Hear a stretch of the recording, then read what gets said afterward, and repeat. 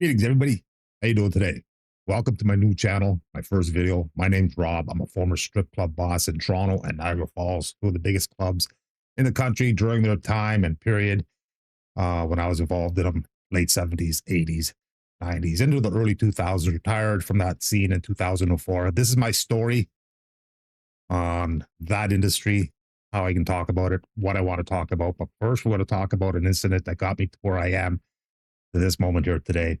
And if it hadn't been for this moment, who knows where I might have been. But let's reflect and flash back to the late 70s, 1979. I got an interview tomorrow. I'm 17, turning 18 in a few months. I got an interview tomorrow at the Zanzibar to work in the snack bar, the kitchen. Uh, can't get a job upstairs in the nightclub until you're 18 because of liquor licenses and that. But I could work in the snack bar. So I had applied. I had an interview. I've been running with a guy on Young Street. Name was Mike, a hustler, late 20s, early 30s. Great guy, but hustled everybody big time, helped me out big time, kept me alive. We're in the laneway along Young Street one evening behind pretty much the Zanzibar. It runs parallel to Young Street, straight up and down. We're doing a deal with two young kids. Mike and myself are there, and these two young guys, and Mike's trying to sell them some fake weed or acid. All of a sudden, Mike bolts. The two guys gone. I turn around, police officer running right at us. Nightclub in his hand. This is back in the day. They had to beat cops walking up and down Young Street. Big police officer running right at me. I didn't move. I put my hands up. He wasn't going to chase the other three. They were gone. And he asked me, "What's up? What are you doing? Young kid like you behind a big city strip club in a big city laneway. What's happening?"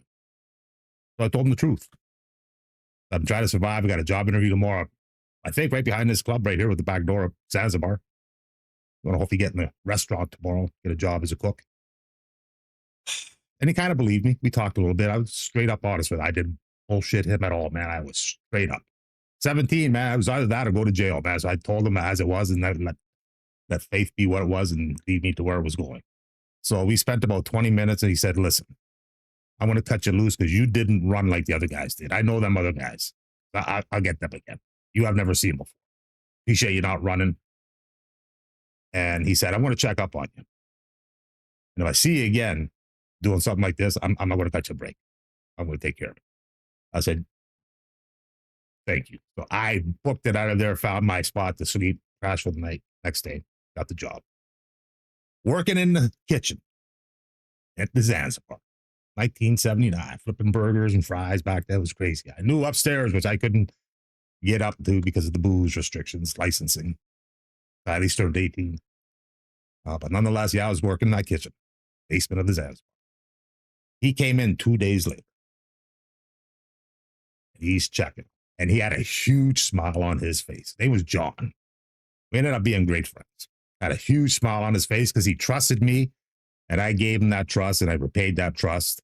And I was given him the opportunity to show, listen, there's some decent people in there in bad situations. So I pulled through, gave him what he was hoping for on the return when he showed up, and not like, "Oh, I got to keep an eye out for this guy, track his ass down." But he was very happy. We became great friends. Many years. Outstanding. Loved it because as soon as I turned 18, the manager at the time, whose name was Paul Oliver, my man, Paul Oliver in the house, baby, assistant manager at the time. Wally was the manager, the general manager at the time. I remember Paul saying, "Rob, listen, I got a gig for you. You're 18 now, you can work the door." So I got to work the door at 18 on the busiest club on Young Street in downtown Toronto back in the day. We're thinking back in, 1980. Um, there were some top clubs, big clubs outside the area, but that was it for downtown. And I got to work the door, man. And right away, I got to put that, at the time, they were dressed up nice. It was great. I remember the pull away ties in case, you don't want somebody grabbing your neck. But immediately changed my life, man. Got to work every night downtown, big city. Just turned 18. Naked women everywhere, man. It is right here, right now. Best thing ever in my life for the first month. After a month, it became a job. And after anything, it's like, whoa, everything piles. The first month was heaven.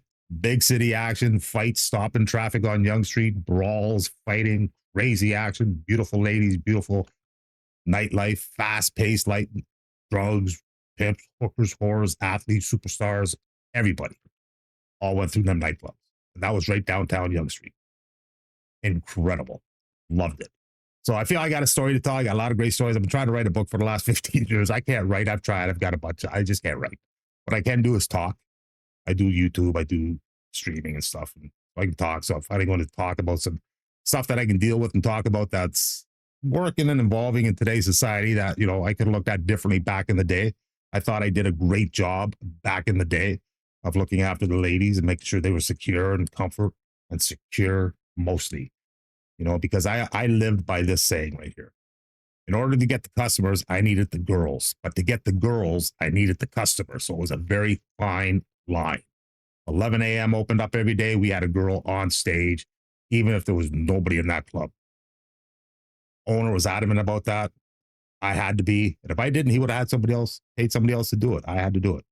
I was a prick. I had to be a prick, but I also had to be a great guy. But nonetheless, I'm not here to talk about that. I wanted to focus on that situation. I'm being honest, truthful in a situation that could have directed me down a totally different path. Because had he thrown me in jail that night, who knows what might have happened after that, you know, back on the street, surviving and hustling, because I would have missed the interview, not got the job. And who knows what would have happened, where I would have been today, even if I'm to be here alive here today. So I've got a lot of great stories, a lot of great interactions with superstars, movie stars, athletes, great stuff that can glorify the business, can glorify the industry. I don't want to do videos in here where I'm going to try to glorify everything, because everything I do is like glorifying my position and what I did in the position that I had control of. And this channel, these videos, I don't want to be that glorification of that product, that society, that business, that reputation that hinges with that type of industry.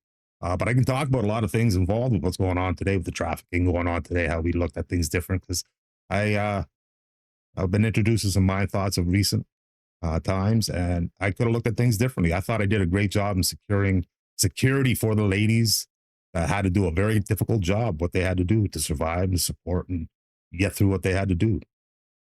I thought I did a great job doing it. And the internet came, and then I didn't have that same kind of control within that club local environment. It was a worldwide audience, different ideas, different factors. So different problems evolved where I had to adapt. So I'm looking at breaking it down, how I can talk about what we saw back in the day, how we could have done things better, and see how we can avoid having things happening in the future that could help save lives, save people, and to make more people aware. You know, there's a lot of bad negativity towards that industry, but there's a lot of greatness involved in it as well.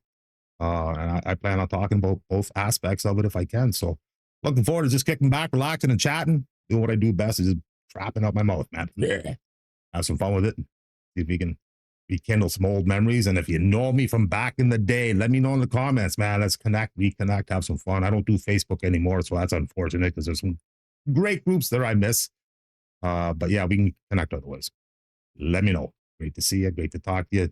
And I'm looking forward to really doing this, because it's a little cleansing for me, and it's a little maybe self-guilt from back in the day, you know, what I dealt with, what I had to deal with, and what I saw, what I could have maybe done differently in certain circumstances. Happy to still be alive and where I'm at currently, being a YouTuber, making YouTube videos every day, gaming every day, doing what it is I do to stay active, happy, and healthy the best that I can, and moving forward as I hope to hit 64. But great to see you. Hopefully we'll see you again. Drop some comments down below if you got any history on the club business and any interest in me yapping and talking about it, talking about the excitement and the badness. But like I said, good times. Thank you all for peeking in. Appreciate it. We'll see you again soon. Have a great day. Peace out.